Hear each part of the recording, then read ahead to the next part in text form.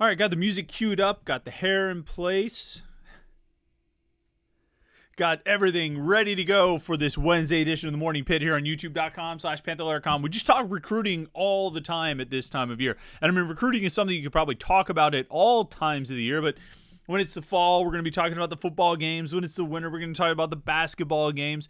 You know, recruiting takes center stage in the month of June, and then when you get 3 commitments on the first day of July, it kind of takes center stage in the month of July as well, and also takes a little bit of center stage in the month of December, although there's no shortage of things that happen in the month of December, from recruiting to the bowl games, if you're in one, coaching changes, if you have one, and basketball. There's lots to talk about in December, but right now in the summer, there's a heavy emphasis on recruiting. Now, as we move through the month of July, we're going to be getting closer to training camp. We're going to be doing more content previewing Pitt football 2024. We've had a lot already on Panther-Lair.com. If you've been following along, we've been going position by position for how many weeks now? 6 weeks? I think this is week 6 of our position by position preview. We're in defensive end week. You can see the comings and goings. That's taking stock of everyone, all the defensive ends that Pitt lost in the offseason and all the defensive ends that they added in the offseason. And we're doing that for every position. We get Mondays, we do the big questions, 5 big questions. Tuesdays, we do the comings and goings, additions and subtractions from the roster in the offseason. Wednesdays, we do the depth chart and predict what the 2 deep's going to look like. Thursdays, we do a bold prediction on the depth chart. I think last week I had the offensive line. I think my bold prediction on the offensive line was that Ryan Baer, all apologies, Branson, that Ryan Baer was going to be a first-team all-conference selection, which incidentally was like a week or so after in the 3-2-1 column I wrote for my one prediction that Donovan McMillan would be a first-team all-conference selection. So I guess I'm just predicting everybody to be an all-ACC pick. I can promise you when I do the defensive tackles next week, because I'm writing the defensive tackle preview next week. Jim is doing the DNs. When I do the D tackle, I'm not going to be predicting anybody's a first-team all-ACC selection. But anyway, that's what we do on Thursdays, and then on Fridays we have the top 5 players at that position of the Pat Narduzzi era. And that is always interesting to run down the top 5 quarterbacks. I think I talked about that a couple weeks ago. That's a tough list to manage. And the defensive tackles was a pretty tough list as well. You'll get to check that out next week. This week, we're working on defensive ends. Anyway, we got lots of stuff that we can talk about throughout the summer. As we move further and through July, we're going to be doing more preview content of the upcoming football season. But right now, it's all about recruiting. After Pitt got 3 commitments on Monday, bringing the recruiting class to 21 total commitments, plus one that's maybe still hanging out there. I figure we should take stock of the recruiting class. We do this every now and then, kind of recap where the class is, what they've got, what they need, and what the rest of this recruiting cycle could look like for Pitt. And so now it seems like as good a time to do it as any. You've got a little lull here in between the pre-planned commitment dates. And again, after Pitt got 3 guys on Monday, seems like a good time to take stock of the class. So let's talk about what does Pitt need. What are they going to get? What are they going to try to get out of the rest of the recruiting class here on the Wednesday edition of the Morning Pit, youtube.com/Panther-Lair.com.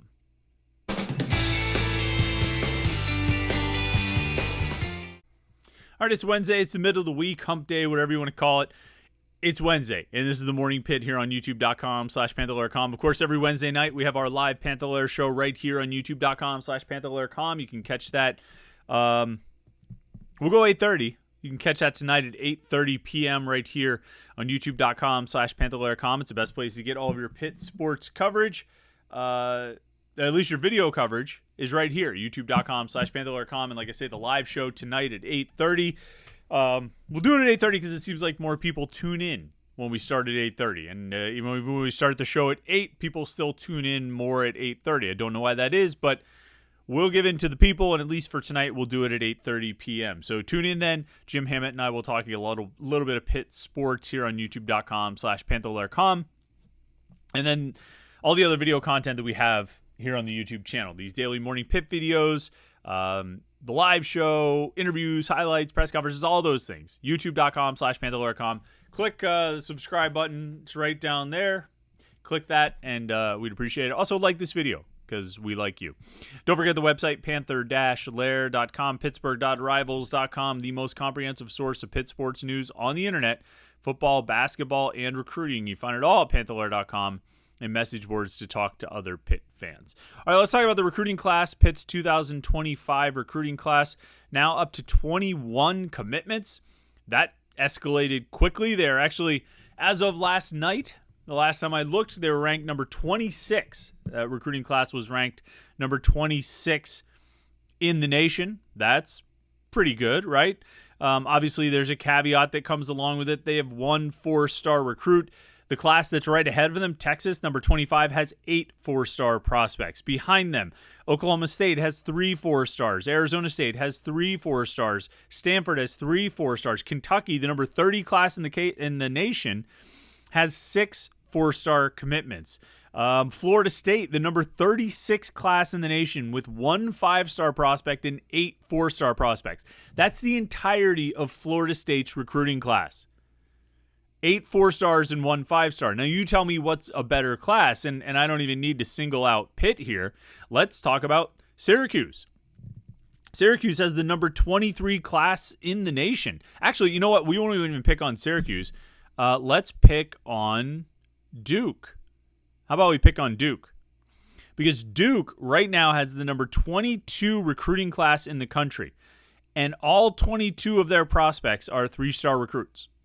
So you tell me what's a better recruiting class right now. Duke with 22 of their 23 commitments are 3-star recruits. One of them is a 2-star recruit. So you tell me what's a better recruiting class. Duke's 22 3-stars and 1 2-star, or Florida State's 1 5-star and 8 4-stars. You can see kind of the fallacy of putting too much into recruiting rankings right now. Rutgers, the belle of the ball right now, they have 28 commitments. 3 of them are 4-stars, which is pretty good for Rutgers to have 3 4-star commitments. But they have 28 total commitments. That puts them at the number 11 class in the country. There is a volume element at play when you're doing these recruiting rankings, particularly on Rivals, where we do it as a cumulative recruiting ranking where each recruit is worth a certain amount of points, and you add all those points together and then you rank them according to their point totals. When you do that, you end up with Rutgers as the number 11 class. You end up with Duke at number 22. And quite frankly, right now, you end up with Pitt at number 26. Pitt, Rutgers, and Duke are not going to be inside the top 25 when the recruiting class settles. I'm pretty confident about that. That's just... And you see this happen every year, that schools load up, or some schools that typically recruit really well maybe don't load up on a ton of commitments in June and July. Florida State, like I said, only has 9 right now.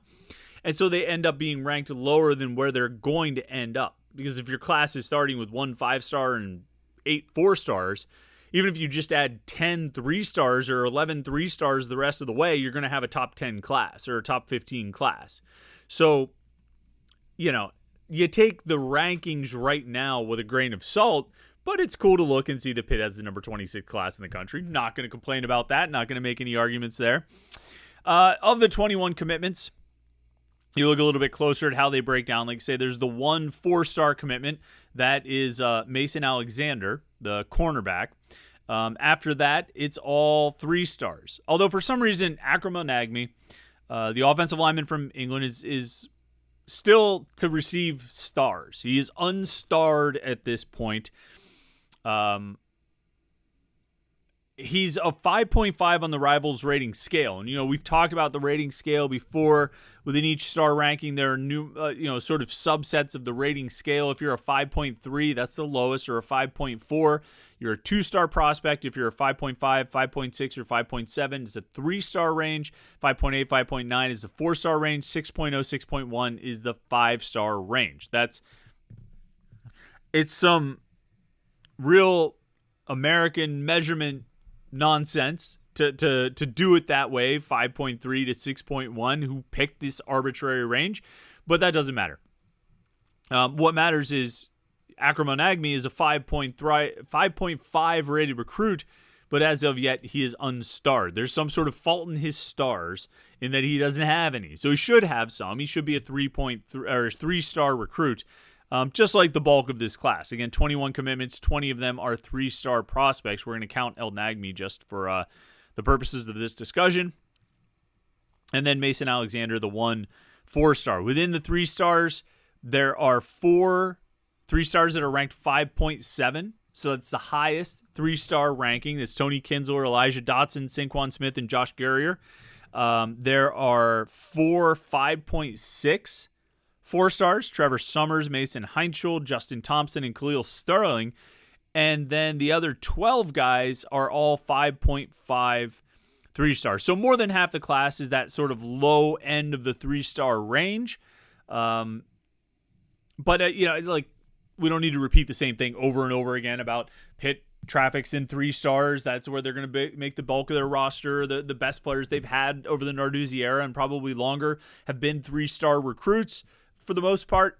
And Pitt is going to find its success if it properly evaluates, coaches, and develops those 3-star prospects. So blah, blah, blah. We've said this a million times. We don't need to go over it again. That's where the recruiting class is right now. 21 commitments, 1 4-star, the rest 3 stars. And of those 23 stars, 12 are 5.5 rated 3 stars, which is the low end of the 3-star ranking. Position-wise, 4 wide receivers, 2 running backs, 1 tight end, 1 quarterback, 3 offensive linemen, 2 defensive ends, 1 defensive tackle, 2 linebackers, 3 cornerbacks, and 2 safeties.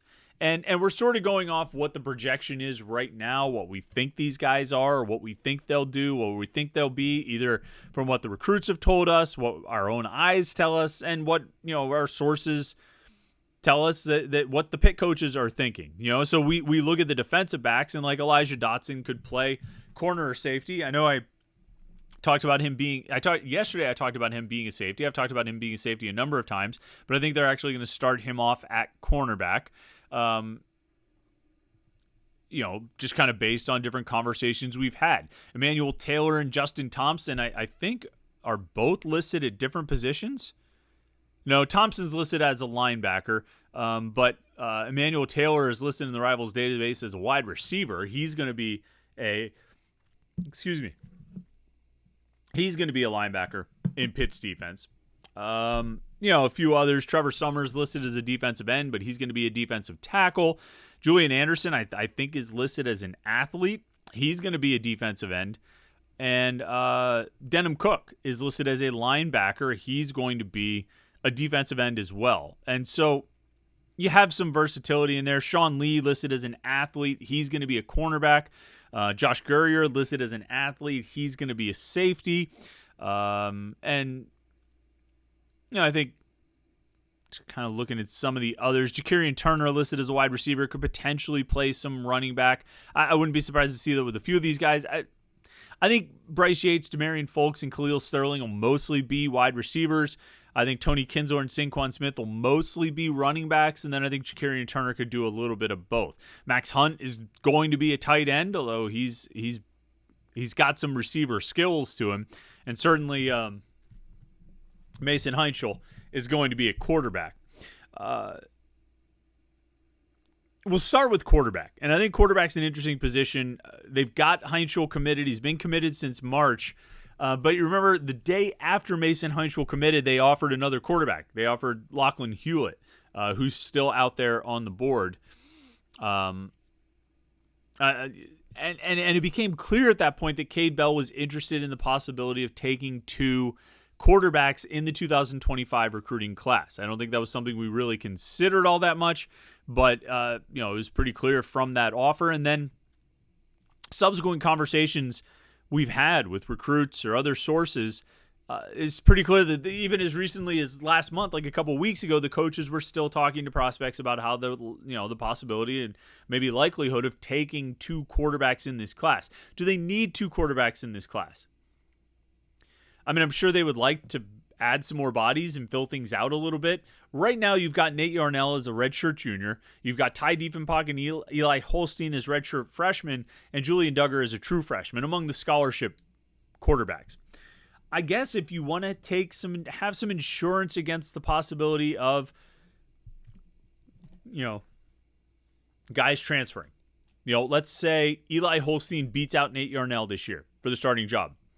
Wouldn't be a surprise at all if Nate Yarnell ends up transferring. And that's not a knock on Nate Yarnell. I think he really likes Pitt and wants to stay at Pitt and will would love to finish his career here. But I think he wants an opportunity to play, right? And so if he loses the starting job to a guy who's 2 years younger or 2 classes younger than him, he might have to look for another opportunity. Let's say Yarnell doesn't lose the job. Maybe a guy like Holstein or Ty Diefenbach decides to look elsewhere. Maybe Julian, I think particularly with the quarterback position, you have to always account for the possibility that somebody's going to leave. And if not just one guy, maybe multiple guys will leave. I think you have to plan for that possibility and maybe even inevitability that somebody's going to leave. And part of that planning could be taking 2 quarterbacks in the 2025 recruiting class. So I think there's a possibility there that you could see another guy join the class. Nobody took an official visit. And so that's something to watch. And really, I think there were only 3 or 4 quarterbacks in the 2025 class that Cade Bell offered. And as far as I can tell, most of those offers were before Mason Heischel committed. Now, maintaining contact, still trying to stay on those guys. They might be able to get something to work out, but it's something to keep an eye on. When you look at the offensive recruiting, I think you're really keeping an eye on whether they take a second quarterback and who they get for the 4th offensive lineman. I think they're good with 4 wide receivers. I think they're good with 2 running backs. I'm sure they'd like another tight end, but who are we kidding? They're not going to be able to get another tight end. Really. And that's no disrespect to Jacob Bernowski. It's just somebody at Pitt is going to have to prove to me that they can recruit tight ends before I'm going to believe that somebody at Pitt can recruit tight ends, because they haven't been able to recruit tight ends in years. So maybe they could get another tight end. Maybe they would want one. I don't know. I'm not sure if they do or not. They signed Malachi Thomas last year. But then there's some real gaps, because after that, a true freshman of Malachi Thomas, you've got Jake Renda as a redshirt junior. You've got Gavin Bartholomew and Jake Overman as seniors. So taking a second tight end would make a lot of sense. I'm just not sure if they will be able to do it. So they might stand pat there just because they have to.